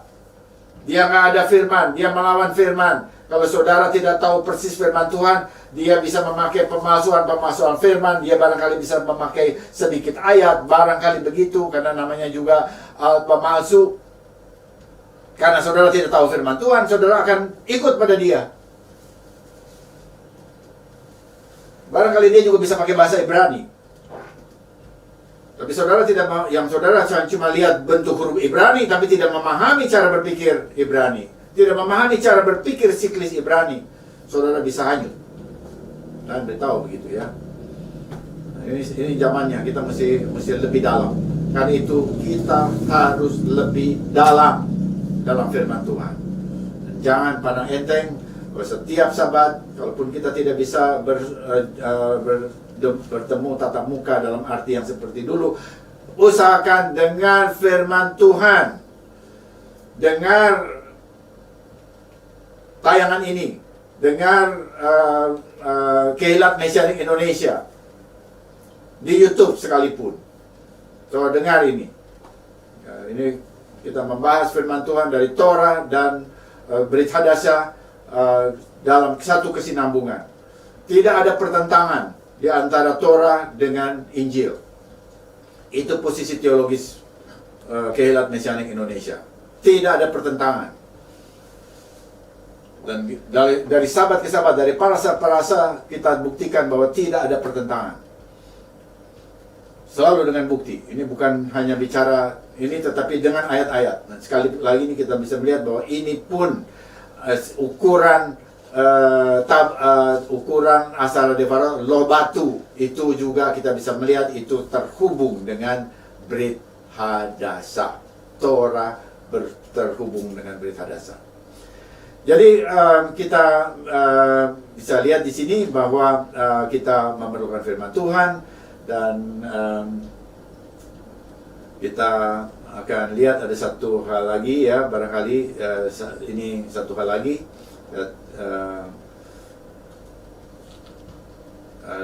hubungan dengan dua loh batu. Ada dua set loh batu. Jadi Mose pertama membuat loh batu, dia pergi ke atas ke puncak Sinai 40 hari, lalu dia turun itu dia berangkat tanggal 6 Sivan, dia turun tanggal 17 Tamus. Orang Israel nunggu lama-lama, wah ini udah barangkali udah nggak ada harapan itu. Lalu dia nggak sabar, mereka tidak sabar, dan lalu kemudian mereka menyembah patung anak lembu emas, yang tidak sabar. Kemudian setelah itu Mose menghancurkan dua loh batu itu. Lalu Tuhan minta Mose naik lagi dengan dua loh batu baru. Ya, dua loh batu baru. Dia naik lagi tanggal 18 Tamus. Tadi 17 dia turun, kemudian dia pecahkan, lalu dia naik lagi dengan dua loh batu baru. Dan Tuhan lalu memerintahkan itu dibawa ke atas, ke puncak gunung. Lalu kita lihat dalam Keluaran 34 ayat 1. Ya, kita lihat, berfirmanlah Tuhan kepada Mose, pahatlah dua loh batu sama dengan yang mula-mula, maka aku akan menulis pada loh itu segala firman yang ada pada loh yang mula-mula yang telah kau pecahkan. Jadi Tuhan memerintahkan itu, dibawa lagi dua loh batu, sama lagi ukurannya, berat lagi ini saudara. Nah, jadi kita lihat sekarang dua loh batu itu. Dua loh batu itu kemudian ditulis lagi dengan jari Tuhan, ya. Jadi tetap lagi ada unsur dari surga dan ada unsur dari bumi. Dan loh batu itulah yang terus dibawa, dan itu masih ada. Saya percaya bahwa itu masih ada di bumi ini, tapi tidak tahu di mana. Nah, kita lihat sini ada dua loh batu, dua set loh batu. Yang satu dihancurkan, ya, tetapi kemudian dibawa lagi yang baru, dan kemudian dia terus ada. Dan ini bicara tentang dua kali kedatangan Mesias. Mesias yang pertama, dia datang dari surga, dia datang ke bumi, tapi kemudian dia mati di atas kayu salib. Itu sama seperti dua loh batu yang hancur, pecah, tubuhnya pecah, tubuhnya dipecah-pecahkan. Bahkan dalam gambaran roti matzah, dia dipecah-pecahkan, dia mati. Tapi kemudian Tuhan perintahkan dia Mose naik lagi dengan dua loh batu yang baru. Ini adalah lambang kebangkitan. Yesua bangkit. Jadi loh batu yang kedua itu menyatakan juga Yesua. Loh batu yang pertama yang hancur itu adalah Yesua. Loh batu yang kedua juga menyatakan Yesua. Dia bangkit, dia naik lagi. Lalu Tuhan menulis di dua loh batu itu, yang set yang kedua dengan firman-Nya, dan kemudian Mose turun lagi dengan membawa dua loh batu yang baru dengan tulisan jari Tuhan, 10 firman yang kedua, ya, pada hari Yom Kippur. Dan ini menyatakan bahwa Mesias Yesua akan datang kembali.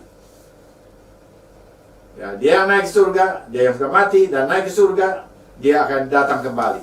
Dan perhatikan, ketika Mose, dia datang yang kedua kalinya. Ya, datang kedua kalinya. Dia bawa dua loh batu yang baru, maka mukanya bercahaya. Mukanya bercahaya sehingga seperti sinar matahari begitu, sehingga dia harus menutup mukanya karena mukanya itu bercahaya. Dengan cara yang sama, Yesua HaMashiach akan datang dengan segala kemuliaannya. Dia datang bukan untuk memikul dosa saudara lagi.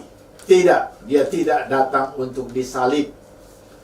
Dia datang untuk menyelamatkan, dia datang untuk membawa umat Tuhan dalam kemuliaan. Dia ada cahayanya dia datang dengan kemuliaannya. Kita bisa melihat itu di Wahyu, ya. Kita lihat Mose juga menyatakan itu. Sekali lagi, apa yang ada di dalam kitab Wahyu itu gambaran dari Torah. Waktu Mose datang dengan loh batu yang baru, mukanya bercahaya.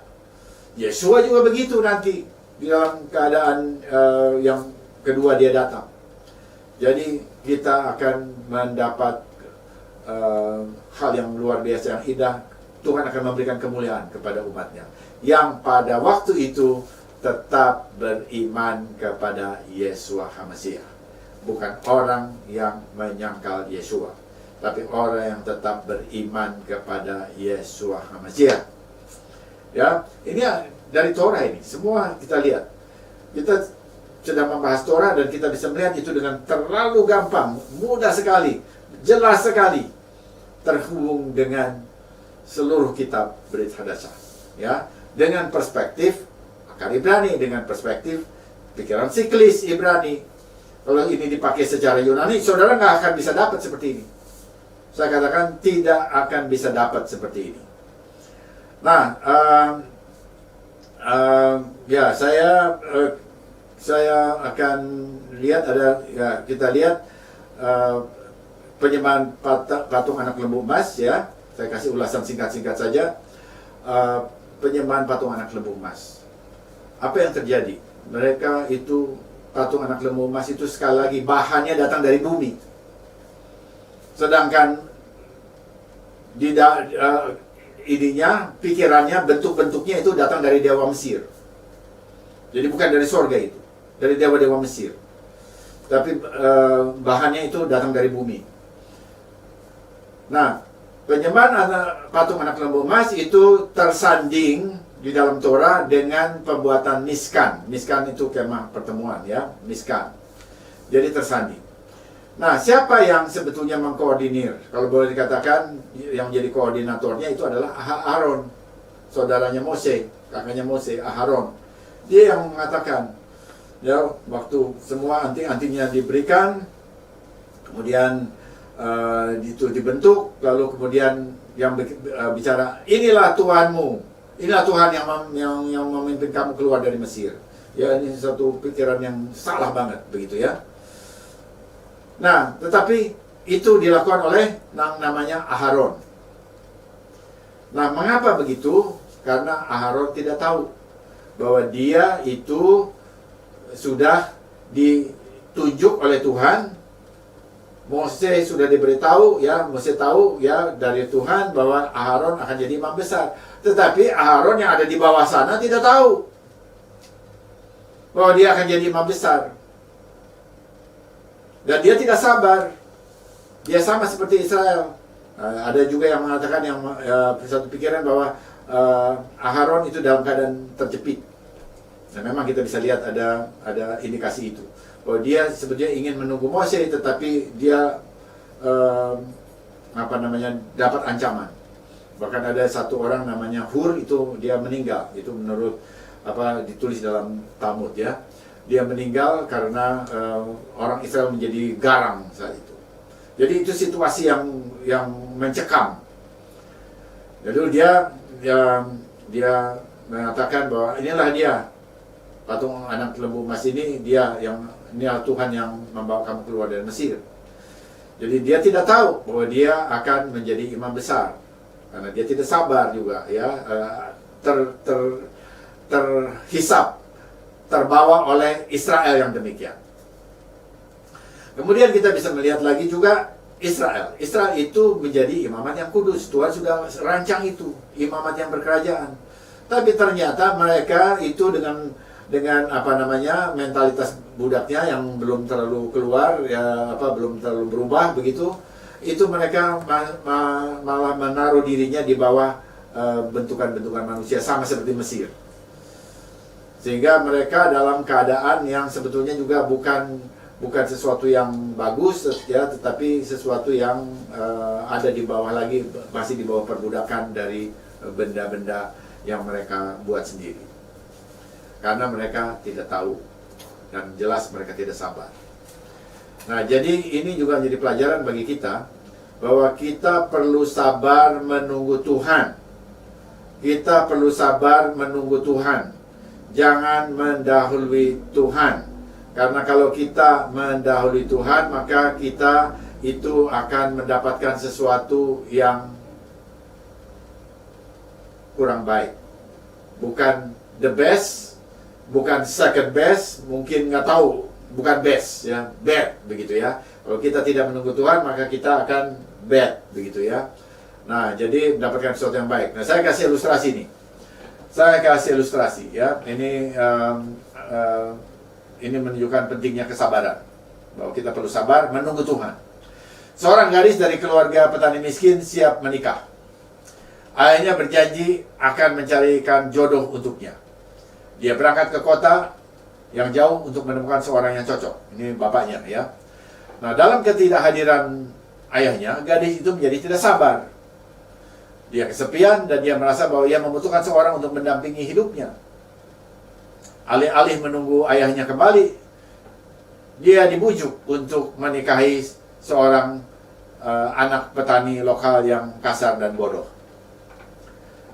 Sehari sesudah mereka menikah, ayahnya datang pulang ke rumahnya dengan pasangan yang terpilih, seorang bangsawan, seorang yang muda dan tampan, berpendidikan, yang cocok dengan anaknya.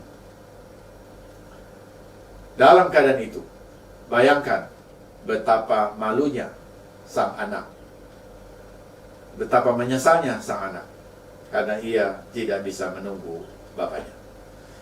Nah, ini adalah contoh kesabaran, saudara. Kesabaran itu adalah kebajikan. Waktu saudara sabar di dalam Tuhan, maka itu adalah kebajikan. Tunggu Tuhan, wait on the Lord, ya. Biarlah kita menanti Tuhan, karena Tuhan Bapa kita, dia memberikan, dia merancangkan sesuatu yang paling baik bagi anak-anaknya. Dia kenal anak-anaknya, dia selalu memberikan yang terbaik bagi anaknya. Dan Tuhan bicara melalui firman-Nya, Tuhan juga bicara melalui juga orang tua. Jadi coba kita timbang semuanya itu, supaya kita semua juga sabar. Dan ini khususnya untuk anak-anak muda yang sedang saatnya juga mempertimbangkan untuk menjadi pendamping hidupnya. Biar kita tetap membawa ini kepada Tuhan, kita sabar menunggu Tuhan, karena Tuhan akan memberikan yang terbaik dalam kehidupan kita.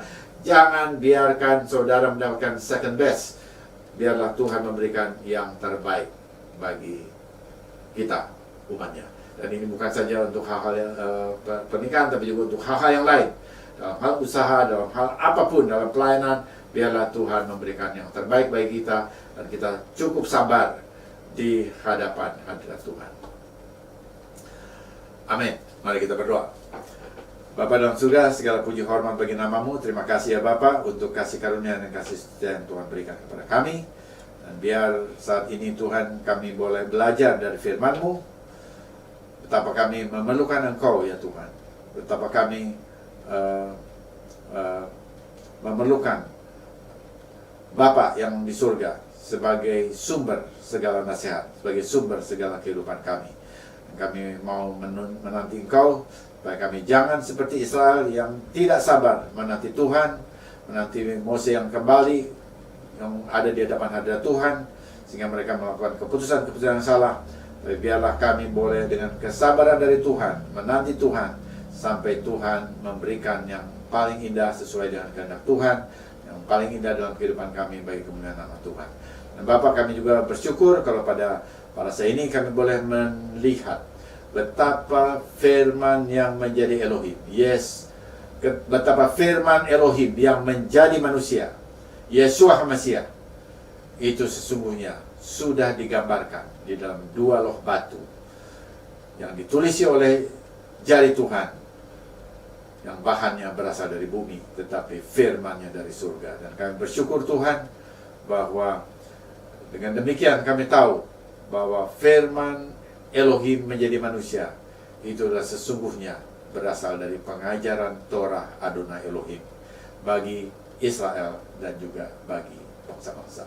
Segala puji hormat bagi nama Tuhan, di dalam nama Yesus HaMashiach kami berdoa dan mengucapkan syukur. Amin.